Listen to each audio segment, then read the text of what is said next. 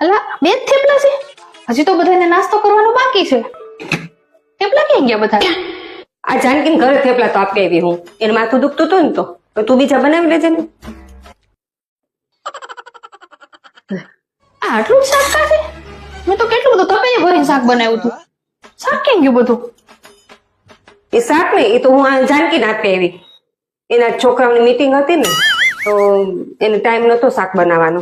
મેં કીધું તું તને આપી દઉં, લાય શાક. તાર ભાભી બીજું બનાવી દેશે કીધું. મમ્મી એક જણને જ શાક ખાય એવું છે, હવે હું ખાઈશ. કઈ વાંધો નહીં, તું તાર મને અથાણું રોટલી આપી દેજે ને હું ખાઈ લઈશ. હા હવે મમ્મીને ખબર છે શાક તો એમને જ મળવાનું છે, મારે જ અથાણું રોટલી ખાવાનો વારો આવશે. હવે જોવો તમે. આ અથાણું રોટલી લાવી? આ અથાણું રોટલી મને તો ગળી ન ઉતરે, કોરું કોરું લાગે. મારાથી ચવાય નહીં આ કેરીન બેરીન બધું.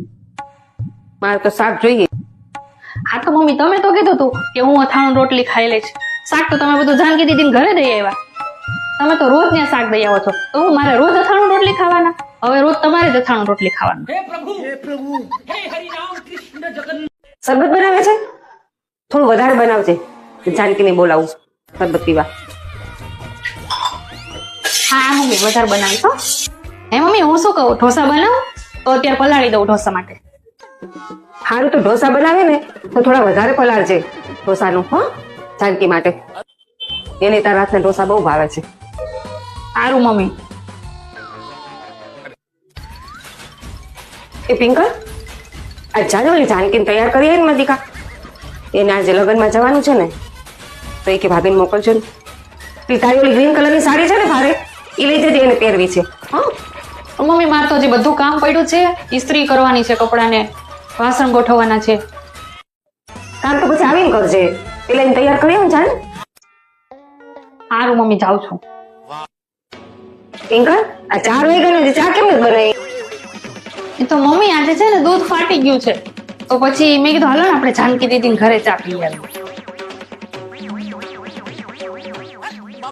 આ કેમ આજ રસોઈ નથી બનાવવાની? મોબાઈલ જોવા બેસી ગયા?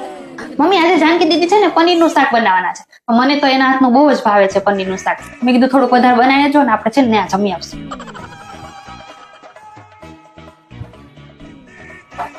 ક્યાં જાય છે તું? તૈયાર નથી થવાનું? આપણે લગ્નમાં જવાનું છે ને. મમ્મી એ તો હું જાનકી દીદી ત્યાં તૈયાર થવા જાઉં છું.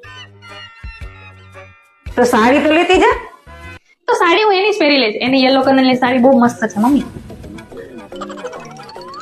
આમ આપણે ઘરે ઘરે જાનકી દીદી ઘરે જઈએ ન સારું લાગે દીકા. આપણે ઘરે જ રહ્યો, આપણે ઘરે તૈયાર થઈ જાવ.